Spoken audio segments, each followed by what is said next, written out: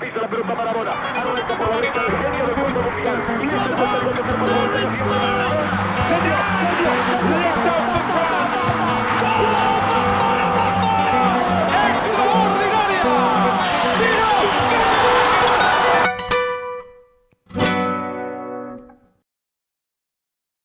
At the 2023 AFC Asian Cup, the host nation Qatar was able to defend their title, defeating Jordan in the final.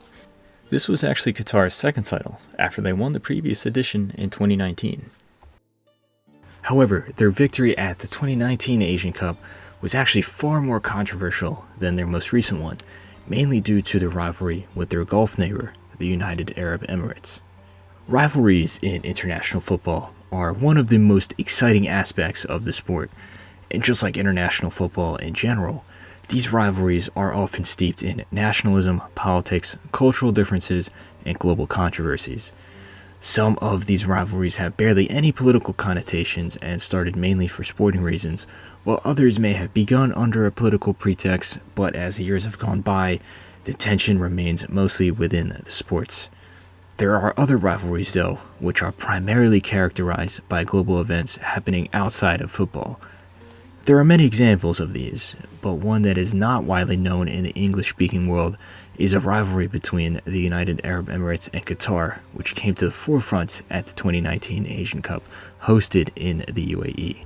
The UAE versus Qatar rivalry has several high-profile chapters to its story, but the most prominent, volatile, and contentious incident was at the 2019 Asian Cup when the host nation UAE met Qatar in the semifinals. Leading up to the semifinals, both teams had different paths to this point. The host UAE were drawn into Group A alongside Thailand, India, and Bahrain. In the very first match of the tournament, the Emirates struggled against their fellow Gulf state Bahrain in a very close game where an 88-minute penalty was required to secure a draw. However, they were able to follow up that match with a 2-0 win over India, despite their opponents playing well in the opening half. Knowing that a tie would see both teams go through in their third match, the UAE and Thailand played out a 1-1 draw. Despite missing their star player, Omar Abdul Rahman, for the whole tournament due to injury, UAE topped their group and headed to the knockout stage. The Emirates were set to face Kyrgyzstan in the round of 16, and while going forward they were a dangerous threat, they still had lingering defensive flaws, seeing them surrender their lead twice, forcing the match into extra time after a 2-2 scoreline. In the 109th minute, though, Ahmed Khalil was able to score a penalty to make it 3-2, sending his team through to the next round after a very close game. UAE looked to be growing throughout the tournament, and their peak would be in the quarterfinals, where they lined up against Australia, the reigning Asian champions after their victory in 2015. Pulling together an impressive all-around performance, the Emirates dominated the match, and after capitalizing on a defensive mistake from Australia, the star striker Ali Mahmoud scored to make it 1-0, a lead that the UAE would hold on to. Despite starting the tournament in poor form, the UAE was able to utilize the home advantage, with the home crowd motivating them to get better and better with each game. As for their eventual semifinal opponent Qatar, they were drawn into Group E alongside Saudi Arabia, Lebanon, and North Korea. In their opening match, the Qataris survived an early flurry from Lebanon, and they rebounded with a strong performance in the second half, winning 2-0. While this match was a close affair, the next would be anything but, as Qatar demolished North Korea 6-0 in what would turn out to be North Korea's worst ever loss in an Asian Cup. The striker, Almoez Ali, scored 4 of the 6 goals. Qatar would continue their perfect start against Saudi Arabia in a match that was controversial for the same political reasons that the UAE-Qatar rivalry exists, though this match did not end up getting out of hand, both on the pitch or off of it. With yet another strong showing, Qatar won 2-0 with Almoez Ali scoring both. In the round of 16, Qatar faced Iraq and easily won 1-0 after Bassam Al-Rawi's free kick in a match that could have seen much more goals if the Qataris did not spur as many chances as they did. Qatar's biggest test thus far would be in the quarterfinals against Son Heung-min's South Korea, who were finalists at the last Asian Cup in 2015 and had just beaten Germany at the 2018 World Cup a few months prior. Overall, the match was extremely tight, but Qatar just edged it out with Abdulaziz Hatem's long-range strike in the second half proving to be the difference. With heavy expectations as the upcoming World Cup host, Qatar maintained a perfect record heading into the semifinals, scoring 12 goals and conceding 0, all while playing ruthless football. Then on the 29th of January 2019, the United Arab Emirates and Qatar were set to face off against each other in a hotly contested semifinal. Politics aside, this match was always going to be close considering both teams were underdog heading into this tournament. Despite having talented squads, neither side had ever won an Asian Cup before, and now a spot in the final was on the line. However, due to the diplomatic crisis between the two nations, Qataris were not allowed to enter the UAE. Some concessions were made prior to the Asian Cup, allowing a select few Qatari fans to travel to support their team throughout the tournament. But for this semifinal, Sheikh Mohammed bin Zayed Al Nahyan, who is the current president of UAE and the brother of Sheikh Khalifa, president during the 2019 Asian Cup, decided to buy all the away tickets for the match and distribute them to Emiratis, meaning the entire stadium was there in support of the home nation. And if there was still any question to which team the home crowd supported, the Qatar national anthem was soundly booed. As the match started, the UAE were on the front foot, no doubt because of the deafening crowd support. However, as the Qataris were able to settle in and find their confidence, the match quickly swung in their favor. After knocking on the door a few times, Qatar opened the score when after a quick counterattack, Bohlem Kohi sent a tame shot towards goal, which the Emirati keeper Khalid Isa surprisingly fumbled and let in, giving the away side the early lead. The UAE tried to equalize and had a few chances, but they couldn't stop their opponents from going the other way. Qatar continued their relentless push forward, and later in the first half, Al-Muez Ali ran directly at the Emirati box, and with a low shot just outside the area, he whipped in a wicked curling shot around the keeper, off the post, and into the back of the net. The UAE had a penalty shout and a few chances before the first half concluded, but failed to capitalize on them. As the second half started, the Emiratis desperately tried to shorten the deficit and get a goal back. Meanwhile, Qatar was comfortable sitting back and defending. The stout defensive stature of the Qatari backline halted the Emirati attackers from piecing together any coherent runs of play, and as a result, the UAE was never fully able to take control of the match, even though they had more possession. On the few times the UAE was able to shoot on goal, the goalkeeper, Saad Al-Shib, stood tall. As the match went on and time was running out, the Emiratis began to collapse under their own frustration and fatigue. In the 80th minute, a series of defensive mistakes from the back line led the Qatari captain Hassan Al-Haidos through on goal where he chipped the keeper to score his team's third, essentially ending the match. Tempers continued to boil over, and Ismail Ahmed was sent off for elbowing Salim Al-Hajri in the face as things went from bad to worse for the UAE. Then to add insult to injury, Hamed Ismail came off the bench and easily scored a fourth in the last minute of added time.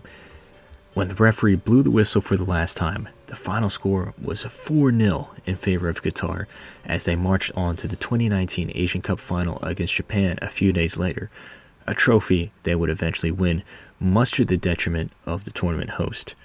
As for the UAE themselves, this was their first ever defeat to Qatar since 2002, and it was also their heaviest defeat to Qatar at the time.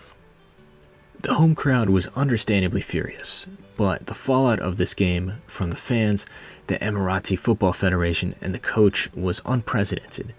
As the match started to slip out of the hands of the host nation, Emirati fans began throwing bottles, trash, and even their shoes on the field or at the Qatari players. In the Middle East, it is a sign of intense disrespect to throw a shoe at someone or to even expose the sole of your shoe to another. This is a cultural anecdote unknown to many in the Western world, but in recent times there have been several famous incidents of this, even within the footballing world. The UAE's coach, the Italian Alberto Zaccaroni, publicly apologized for the embarrassing defeat, and he was not offered an extension on his contract, which ended right after the tournament. But the Emirati FA did not stop there. They lodged a formal appeal to the Asian Footballing Confederation, claiming that two of the Qatari players, Al-Muez Ali, who was born in Sudan, and Bassam Al-Rawi, who was born in Iraq, were not eligible to play for Qatar, citing FIFA regulations. One of these rules states that to play for a national team, the player has to have lived in the respective nation continuously for 5 years, and the Emiratis were alleging that Al-Muazzali and Al-Rawi had not. Considering that the Asian Cup final was only a few days away, this caused a huge controversy as these players' availability was in doubt. But the morning of the final, the AFC Disciplinary and Ethics Committee dismissed the appeal, and both the players played, with Al-Muazzali even scoring as Japan lost to Qatar 3-1. This criticism of Qatar's players has been common for decades, both from a legal and ethical perspective.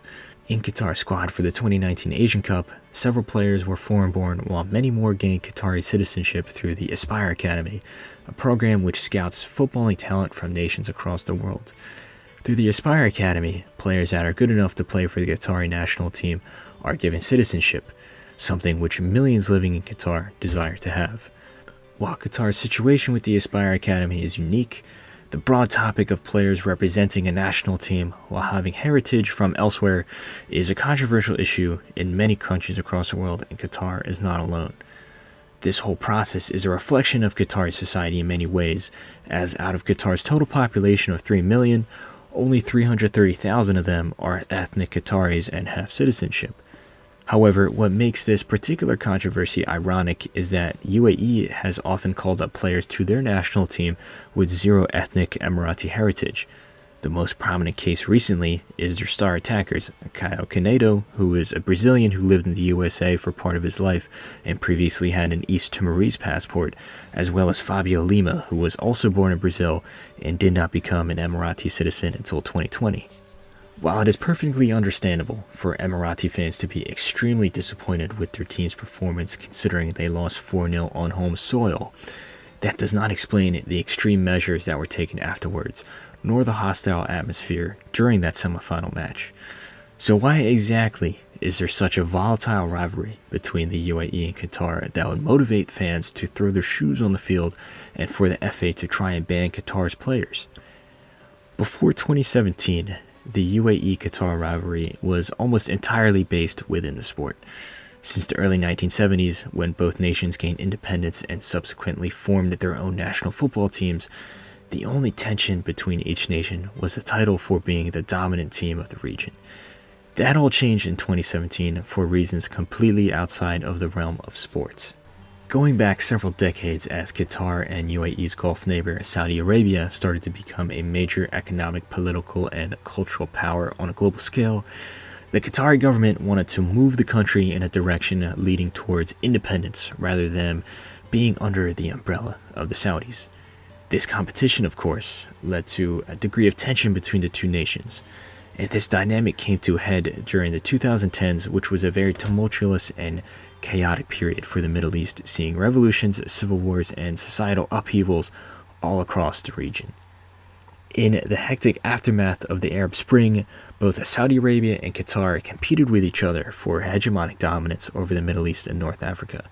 In terms of ideology and policy, the two nations were opposed on many fronts, such as control over the Middle East's most influential media corporations, as well as offering support to differing factions amongst the many revolutions occurring in the regions, with both states accusing the other of sponsoring terror.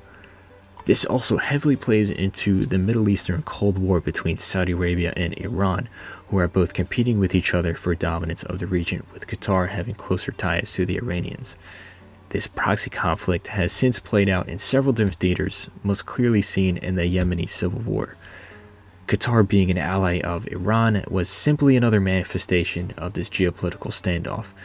Meanwhile, Saudi Arabia has developed close ties with many other nations in the Middle East, with the UAE being one of their most staunch allies. The tension between Saudi Arabia and Qatar came to an apex in late spring of 2017 after a series of controversial events. There was a hostage situation where Qatari citizens were kidnapped by militant groups in Iraq and Syria, and the Qatari government paid large sums of money to free these individuals, while the Saudis accused them of just using this opportunity to covertly fund terror groups.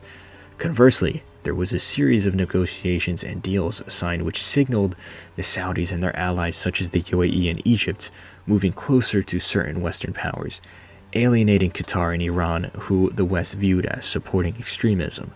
Lastly, there was also a series of alleged cyber attacks against government media platforms in Qatar, which saw several retaliatory cyber attacks in UAE, who are accused of being behind the original hacking.